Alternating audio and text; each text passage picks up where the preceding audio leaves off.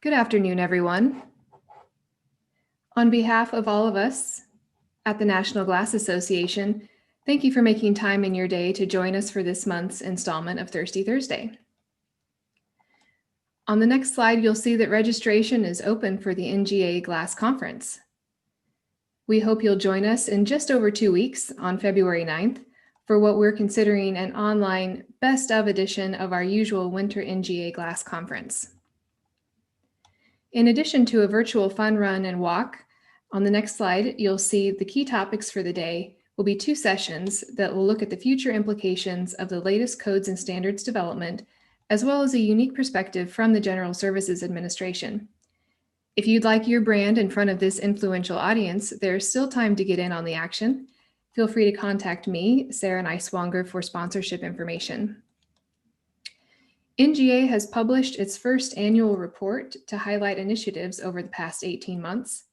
This report tells the story of how NGA creates value for our members and the industry, illustrating our commitment to a future in which glass is the material of choice. As you read through it, you'll learn more about how NGA's 4 goals to educate, promote, advocate, and grow are steering our daily work to help you grow successful companies. You can find this report at glass.org/association news. This course is accredited by NGA for 1 hour of AIA Health, Safety, and Wellness credit. Certificates of completion are available upon request.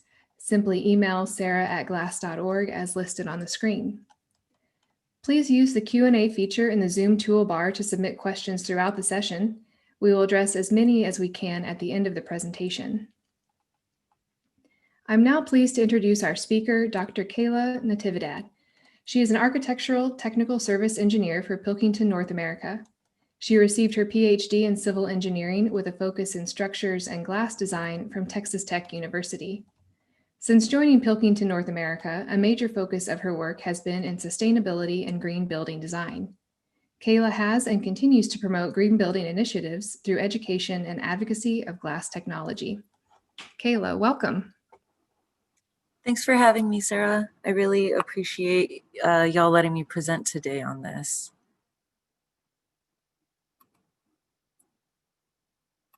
So during this presentation, what we're really going to go over is we're going to discuss the impacts that material selection and design has on the built environment. And we're also going to discuss some of the benefits of coated glass products and glass options to help maintain and optimize building occupant experience. So historically, we know glass is mainly used for windows to admit air and light, but with advanced manufacturing options and I guess a trend in the way things move, we see the need for high performance buildings and high performance products. And this is just going to address how some things have changed and what we're doing to address that. So from this presentation, we're going to go over material and human consideration and material selection and explain some of the differences between antibacterial and antiviral technologies. And in these technologies, we're really going to learn to understand how photocatalytic reactions can inactivate bacteria and viruses and potentially have other positive impacts on your indoor environment. And something that we don't normally do in glass presentations, but we're going to touch on here is talk a little bit about air quality and explain how VOCs and other pollutants can impact indoor air quality and talk about some methods to mitigate that. So to address all the learning objectives in this course, we're going to break it into 3 different sections. In the first, we'll go back and define the built environment, talk about its broad role in human health throughout history, and just really kind of do a deep dive into that. And then afterwards, we'll discuss material considerations in design, and then we'll learn a little about what antimicrobial glass technologies are currently available. So I just want to start by taking a step back, getting a big picture view, and just define what the built environment is and what its impact is on human health. The United States Environmental Protection Agency defines the built environment as the man-made or modified structures that provide people with living, working, and recreational spaces. So what this means is that the built environment is a major component that affects all parts of our lives, from the buildings we live in, that we work in, the transportation systems or roads that we use to get from place to place, the water systems that provide us all of our buildings. Essentially, everything we come into contact with on a daily basis can be defined as a built environment. Unless you're like Bear Grylls, really roughing it out in the woods, you come in contact with the built environment constantly.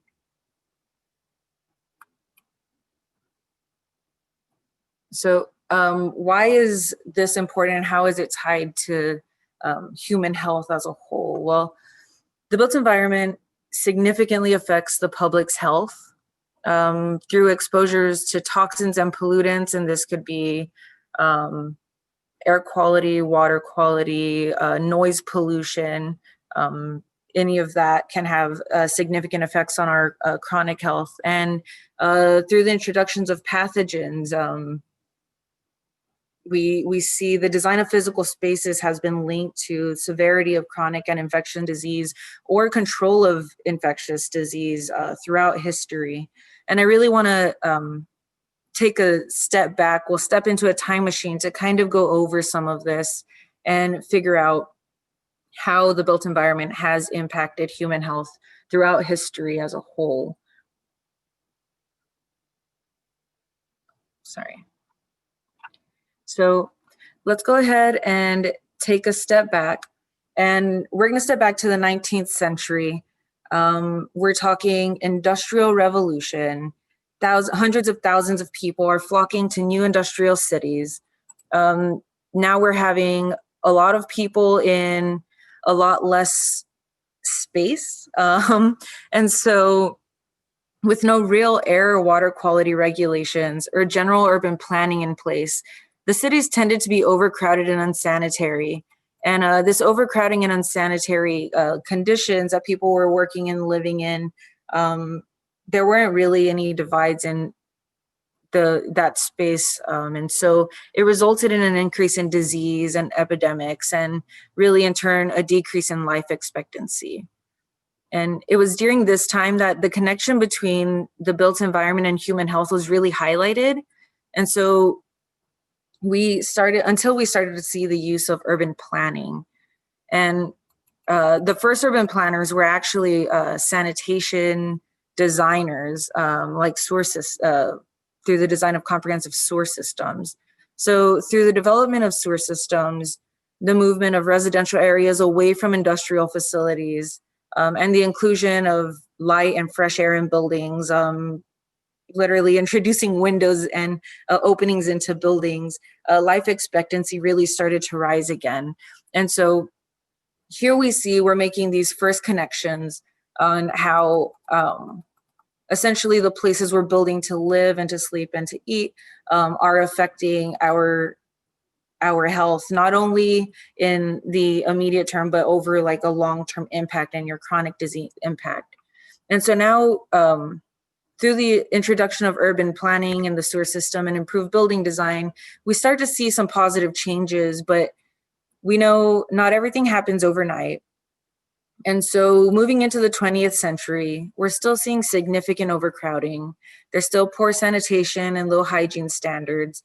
And even though there's positive trends, the built environment as a whole is slow to change and slow to move. So we're seeing the effects of all of these things still. So what I want to consider is the built environment's effect on the Spanish flu that lasted from 1918 to 1920. Given the current pandemic, we've heard a lot more about in terms of comparisons to the Spanish flu.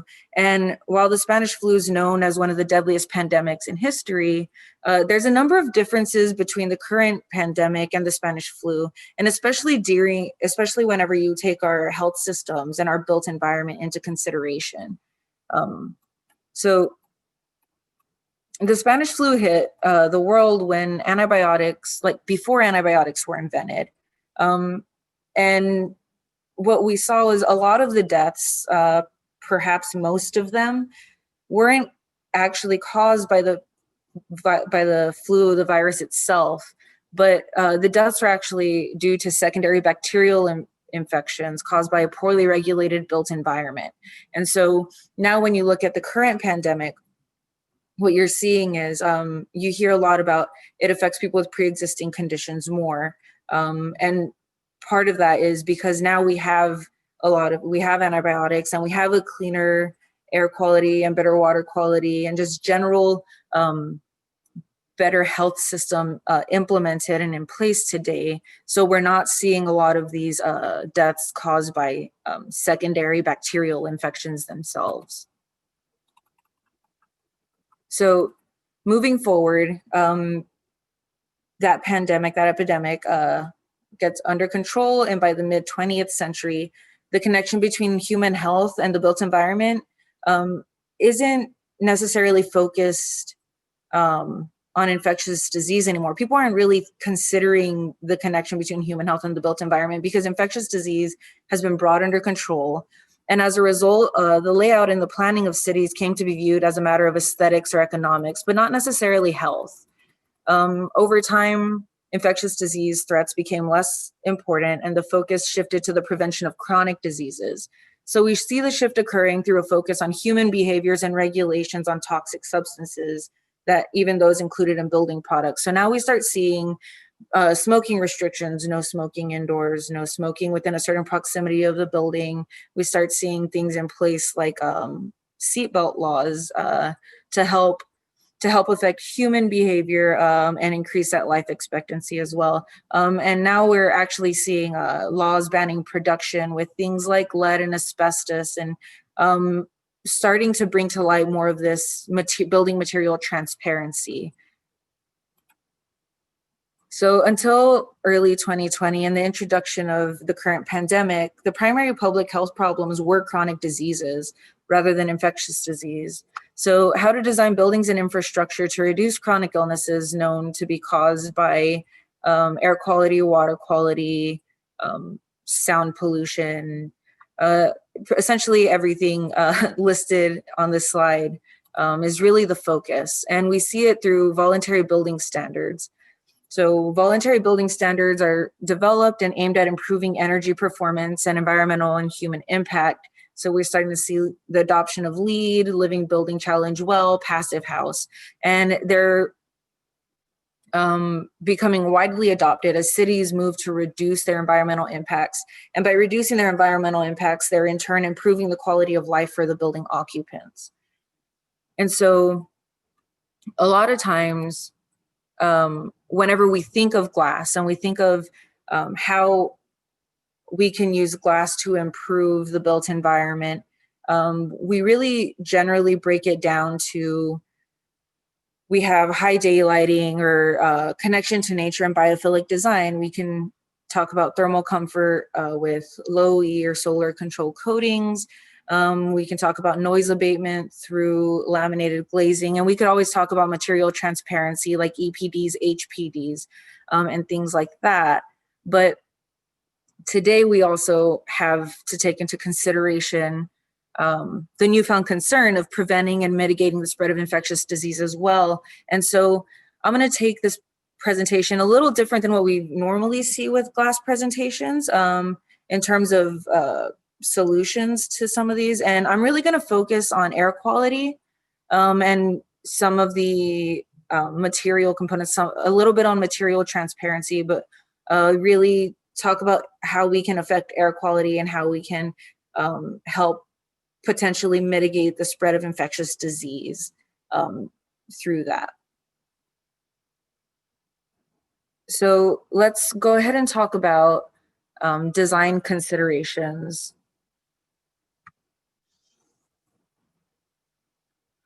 I want to jump straight into talking about some material considerations and human interaction in our built environment, mainly because studies have shown that humans spend approximately 90% of their time indoors.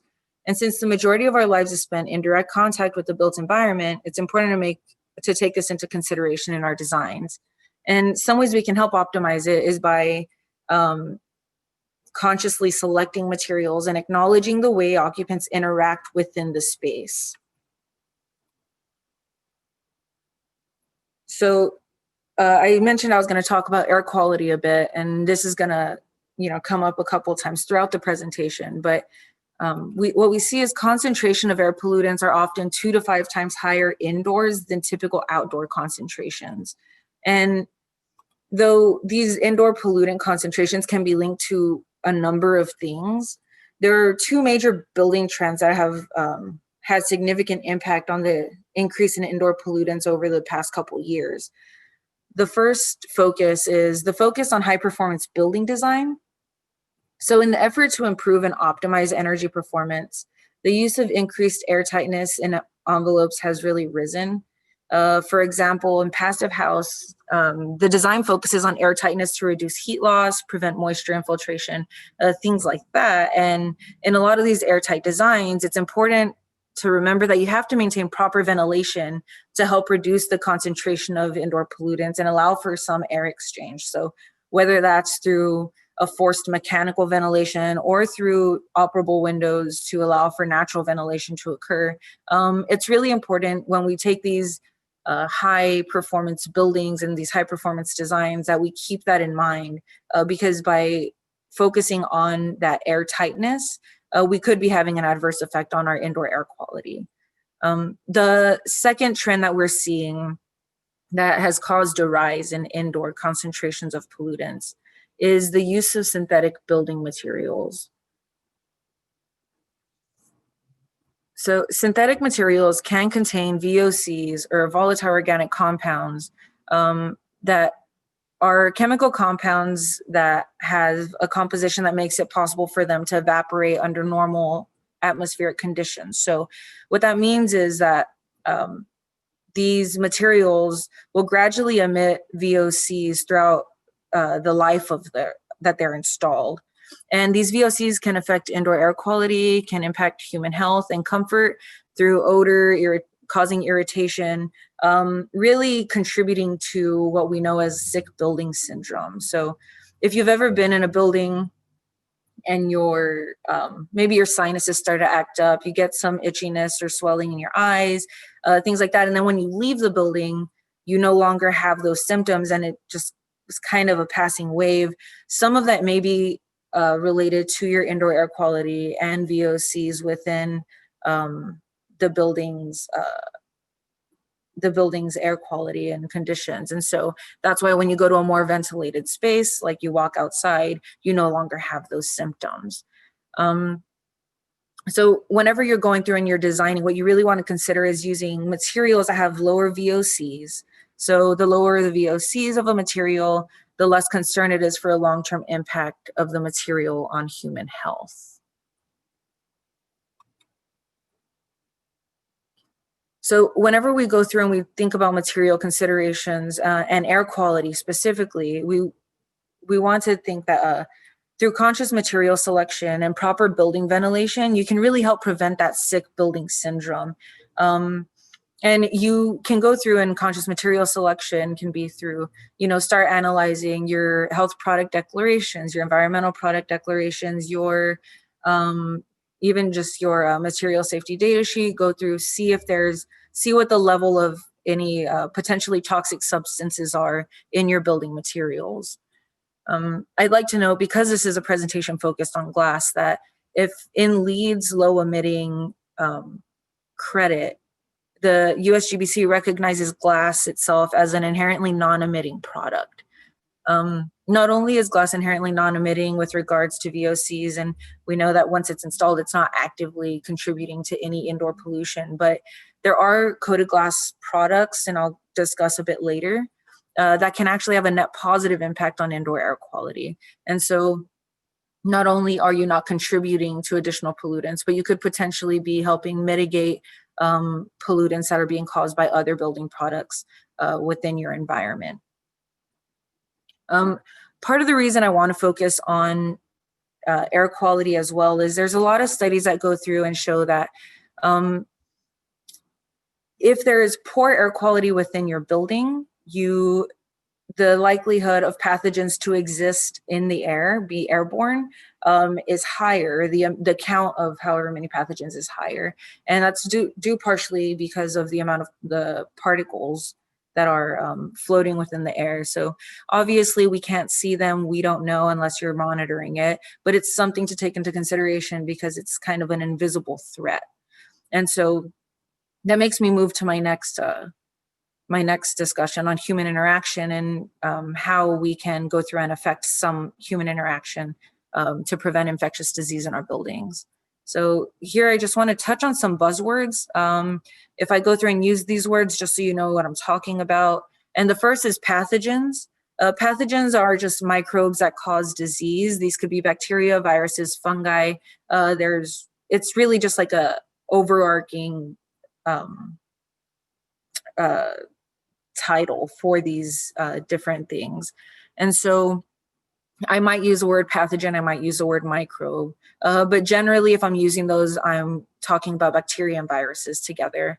And another thing as we go through and we talk about these different technologies, to understand the difference between antibacterial, antiviral, and antimicrobial. So if something is listed as an antibacterial, it's proven to be effective against bacteria. Similarly, if it's an antiviral, it's proven to be effective against viruses. And if it's listed as an antimicrobial, it could be effective against microbes. So that could be bacteria, it could be viruses, one or the other, both of them potentially, but it's a lot less specific. So either way, if you're using something that's marketed as these, you should request some sort of test data validating the efficacy of these materials. And so what we want to do is we want to really understand how these are transmitted, because if we don't understand how they're transmitted, we can't figure out how to prevent the spread of them. And so there's a couple different ways that infectious disease is transmitted. The first is direct contact, shaking hands, hugging, things like that. Second is droplet spread. So imagine when you sneeze, when you blow your nose, when you cough. And the third is indirect transmission. And this is what I was talking about earlier as far as airborne particles or airborne pathogens. And vehicle or fomite transmission, which is whenever you touch a inanimate object and the pathogens or microbes transfer from yourself to the object, somebody else comes, they touch it, and they get it from that inanimate object. And so when we think about the built environment and how we can really impact that, what we see is we can't tell people, we can't really stop people from hugging by building materials, and we can't stop a lot of these things. But what we can do, what we saw is that at the beginning of the pandemic, the glass industry really moved to help prevent some of this, to help prevent droplet spread by placing barriers or providing barriers between, say, cashiers and your store occupants. And so we can go through and we can do it by building these sort of barriers, but we could also go through by just using new technologies to help maybe prevent some of this vehicle transmission. And so when you look at methods for microbial abatement, and this is provided by the EPA, we see, or the CDC, I mean, the main things we see are wash your hands, avoid contact with people who are sick, cover your coughs and sneezes. And we can't do that through our building products, but what we can do is we can consciously select materials that are easy to clean or naturally clean or self-cleaning. And so I want to get a little more into that and talk about some options that are currently available that might help with cleaning and disinfecting, or at least help mitigate the amount of time and energy that is used in doing this. So there's a number of building design situations where very specific needs arise for glass, and we saw this at the introduction of the current pandemic. And manufacturers have responded by developing and testing glass products to meet these applications. So in this section, we'll introduce some glass coatings and technologies that reduce surface transmission of bacteria and viruses.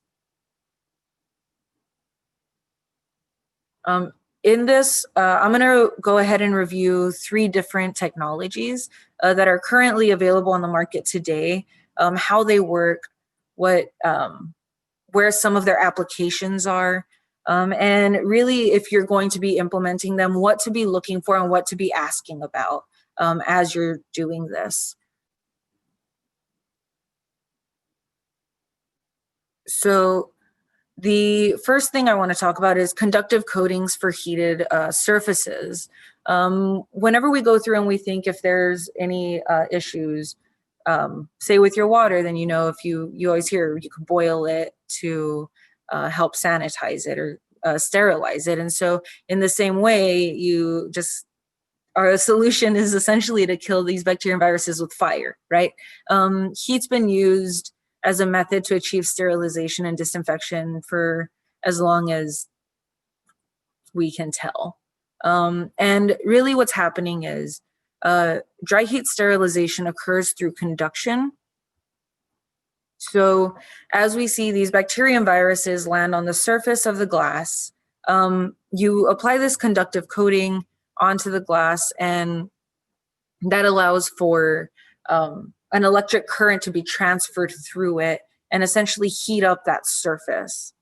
So as the heat is absorbed by the glass and passes to the bacteria and viruses on the surface of the glass, the heat destroys the microbes through the denaturation of proteins.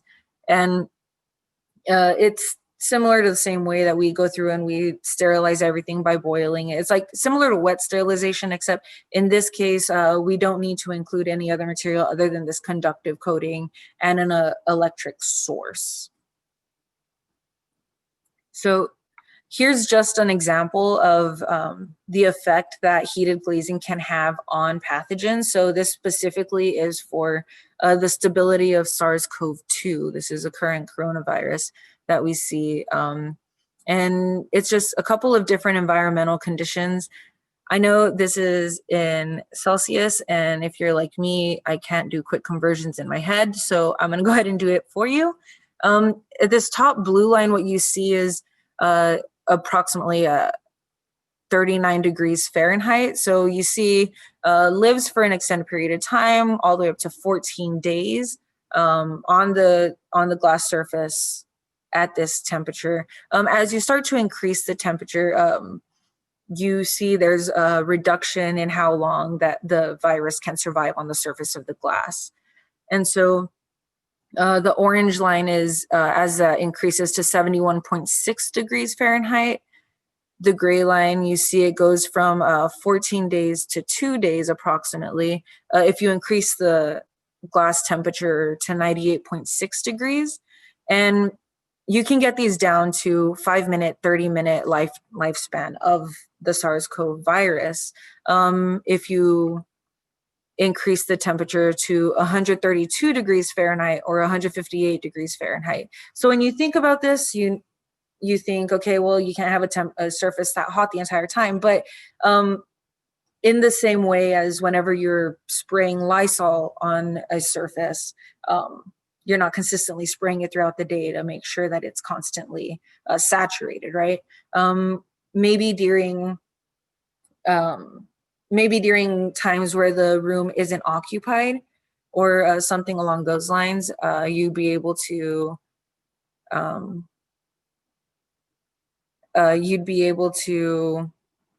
go through and sorry, I lost track. You'd be able to go through and disinfect your surfaces then.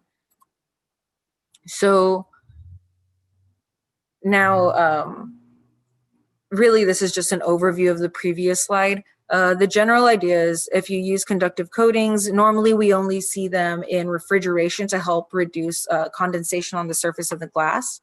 But we see that there are other applications for it and could potentially be used to neutralize bacteria and viruses. The next technology I want to talk about are silver and copper coatings. You hear a lot about these when you're talking about healthcare specifically, but or if you're talking about some potentially spray-on solutions. I know a lot of times if you've been to a restaurant recently, you'll see that there's kind of like a paper on the door that says this location has been treated with silver nanoparticles to help reduce the existence of bacteria on the surface. And so you're supposed to touch that point. So it's used a lot for high touch surfaces. What I want to know is that if you're using a silver and copper coating or a silver copper coated product, those products they do have natural antimicrobial properties, and they're classified as a pesticide by the EPA. So if anyone is presenting you with a product that is silver copper coating, they should have an EPA registration as a pesticide product as well. And what a pesticide product means is the product essentially kills any microbes that come in contact with it. It doesn't necessarily just attack the bad ones, just anything. But in this case, it's used to effectively kill bacteria and viruses, or at least bacteria. So what happens is you have your silver copper coating on the glass, your bacteria lands on the surface, and trace amounts of this bactericidal silver or copper ions leach from the surface of the glass and kill the bacteria through ionization. So they're attaching themselves to the bacteria. The bacteria actually sees them as potentially good particles and opens itself up to allow them inside. And then from there, they disrupt the cell walls and eventually burst the membranes, deeming the bacteria inactive. Something to note is, in the same way that they leach onto the bacteria and viruses, they leach onto any person's skin that is touching it. So every time you wash it, some of it leaches off. Every time you come in contact with it, you will have silver or copper nanoparticles on your hand. And again, they're small, you won't see them, but there are some studies or concerns to show that it may have adverse effects on, say, water pollution as you're washing it off, and it gets it starts to contaminate water and things like that. So I would, if you're looking into it, make sure you do a little more digging into that to make sure it's something that you want. A lot of times, whenever people are using these, it's used to eliminate stain and odor causing bacteria. And again, you see them in healthcare, you see them on kiosks and touch screens and things of that nature. Generally tends to be just interior applications, not very many exterior or large scale applications, usually pretty limited in size. And the last one I want to go over is photocatalytic coatings. And so in this case, specifically titanium dioxide-based photocatalytic coatings. And in this case, these coatings are classified as a pesticide device rather than a pesticide. So pesticide device in the same way that, say, like a bug zapper is classified, right? And the reason is that it's a device and not just a general pesticide is because it needs additional things to interact with it, outside source of energy to interact with it in order for it to be effective. So the titanium dioxide coating itself isn't actively killing the bacteria, but what happens is whenever you combine the UV energy, which could be natural UV from the sun, the airborne moisture in the room, and the titanium dioxide coating, you get these reactive oxygen species on the surface of the glass. And these are just oxide and hydroxide molecules on the surface of the glass. And once you get these reactive oxygen species, then when your bacteria and virus land on the surface of the glass, the ROS inactivate them through degradation of the cell wall and disrupting the RNA. It's very similar to the way that the silver and copper ions deactivate the microbes. The real difference is that in this case, it's not leaching off if you come in contact with it, because it's not the actual coating itself that's having this pesticide device. It's the reactive oxygen species that exist on the surface of the glass that are causing these antimicrobial properties. Eventually, after the microbes have been deemed inactive. They decompose and are sent back into the air essentially as water vapor and carbon dioxide byproducts.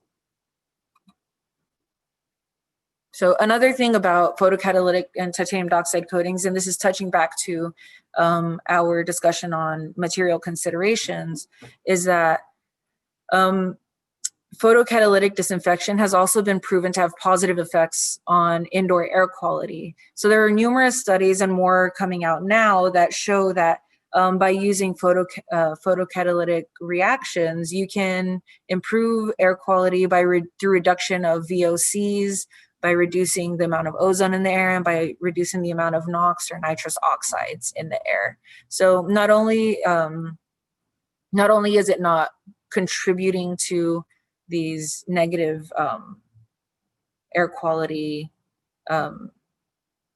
contributions, but it's also providing a net positive impact, potentially when applied to the interior surface of the facade, so long as it has that UV activation.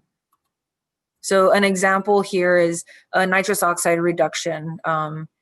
As the nitrous oxide comes in contact with this activated titanium dioxide surface, it is converted into harmless nitrates.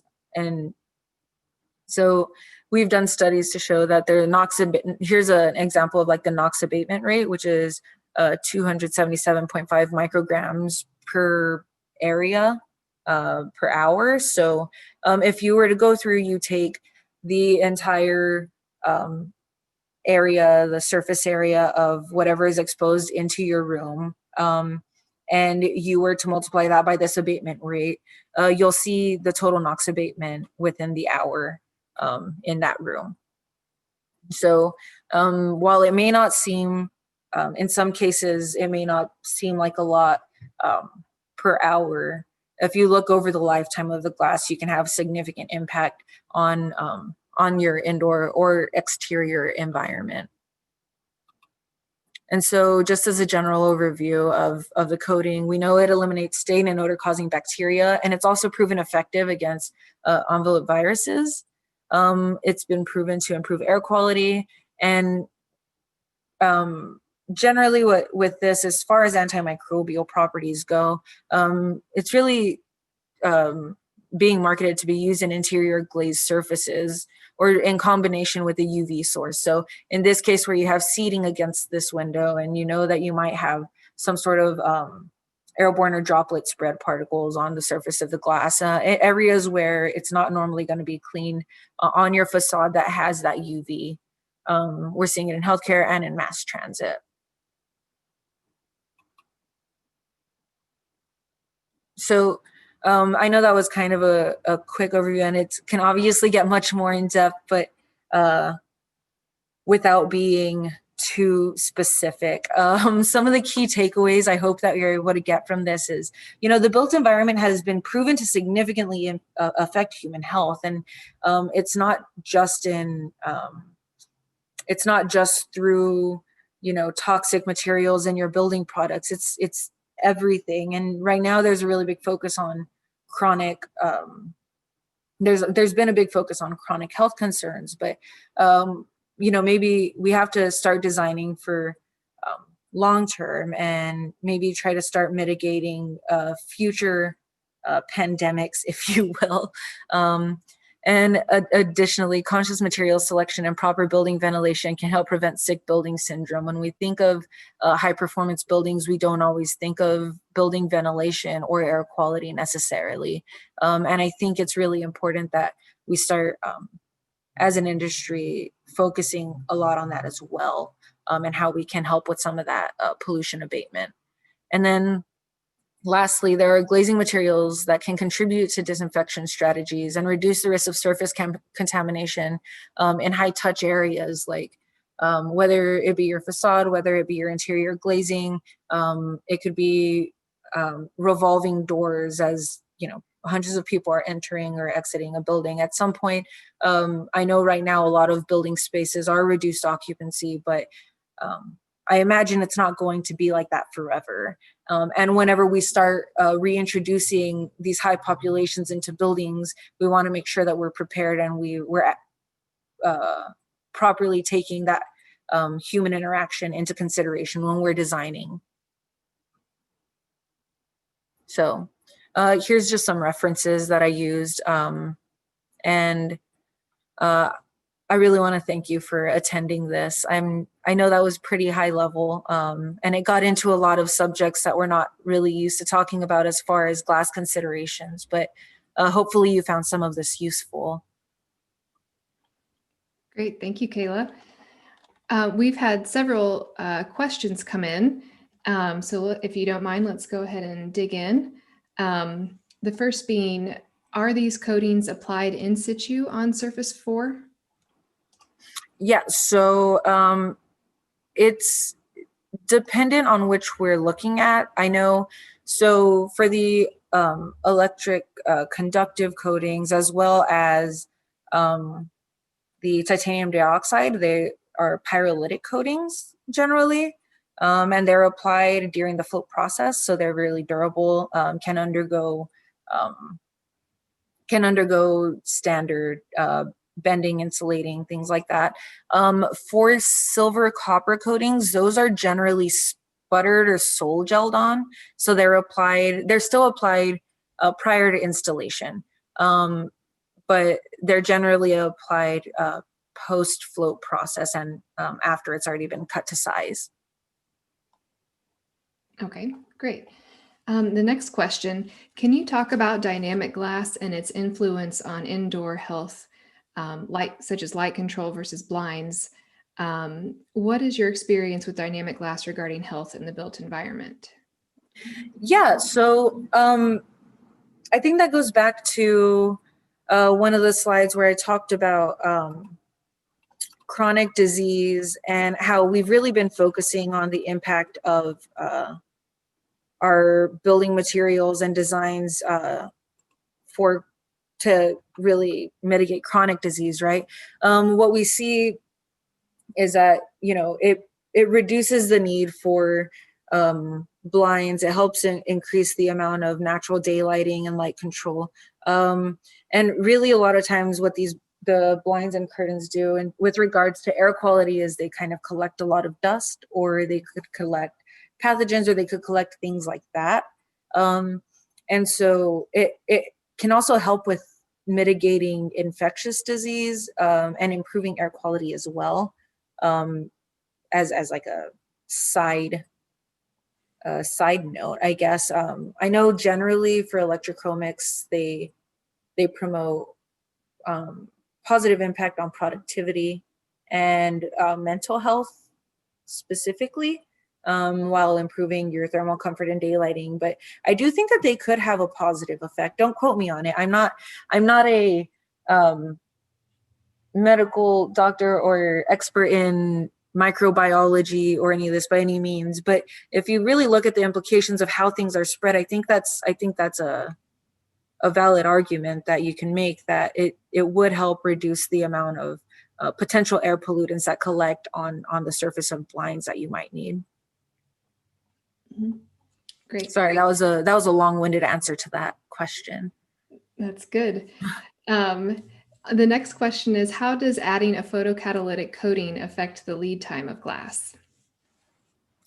It really doesn't, as it's readily available and in stock and on floors, because it's, I guess you would have to talk to the whoever the fabricator is, more in terms of, it is relatively new product. And so it would just depend on if whoever has it readily available. But I mean, it is something that's being sold today. So it shouldn't have a long negative effect on lead times. Mm-hmm. Okay. What is the barrier layer in the photocatalytic coatings example? Good question.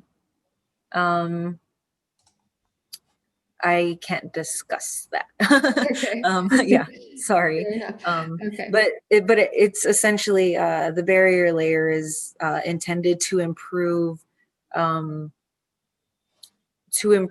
the efficacy, I guess, of the photocatalytic reaction that's occurring on the surface of the glass. So to really help promote that photocatalytic activity on the surface of the glass. Okay.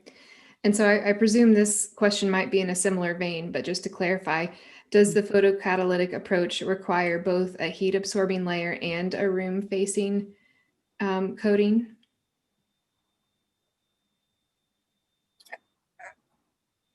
I'm sorry, say that again. Just also asking if the photocatalytic approach requires a heat absorbing layer to it, or that might be in the same vein. No, so in this case, really what it is, I mean, these coatings are nano like coatings. They're really thin. In this case, you do see an improvement in like solar heating. I'm sorry if I'm not answering the question properly, but you see an improvement in your solar transmittance and some solar property just because of it's a little higher reflection. But as far as the only requirement, it's that the titanium dioxide coating is facing, or is, I guess, one of the exterior surfaces of the glass. So it's facing wherever people would come in contact with it. And it has a proper UV source. Okay.